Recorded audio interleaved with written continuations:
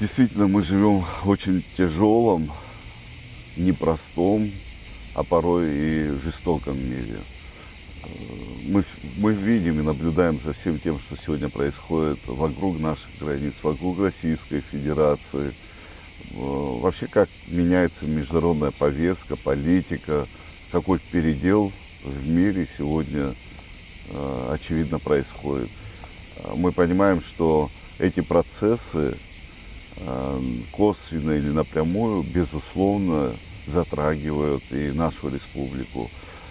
То, что сегодня происходит вокруг Российской Федерации, это прямое отражение и на нашей маленькой республике. Поэтому самое ценное и самое главное, что мы не должны потерять, это, конечно же, свою государственность, свой статус, свой язык, свою культуру и самобытность. Сохранив все это, мы можем сохраниться как нация. Порой, скажу откровенно, порой, значит, и коллеги, там, и друзья, и многие люди спрашивают: ну, слушайте, а зачем вам там жить в республике своей собственной, зачем вам тоже? Дело в том, что только малочисленный народ может понять и осознать, какие угрозы перед нами стоят. Поэтому самое главное — сохранить то, что я назвал выше, и это как раз-таки возможность развить и сохраниться в этом мире.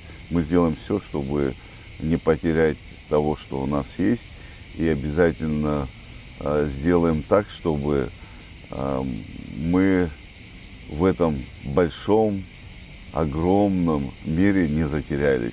Я в этом смысле благодарен и Российской Федерации. Это уникальная поддержка, уникальная возможность со стороны Российской Федерации, руководства Российской Федерации. Хотел бы отметить, что с приходом Владимира Владимировича Путина у нас к нам вообще изменилось отношение, более чувствительнее и более тонко начали понимать нашу проблематику, проблемы Республики Абхазия, и многие возможности с приходом Владимира Владимировича открылись для наших граждан, за что мы неоценимо благодарны. Мы безгранично благодарны за ту поддержку, которую осуществляет даже сегодня, несмотря на все тяжелые условия, на ситуацию вокруг России. Мы чувствуем эту поддержку. Я бы хотел отметить, что и наши граждане с благодарностью относятся к этой поддержке.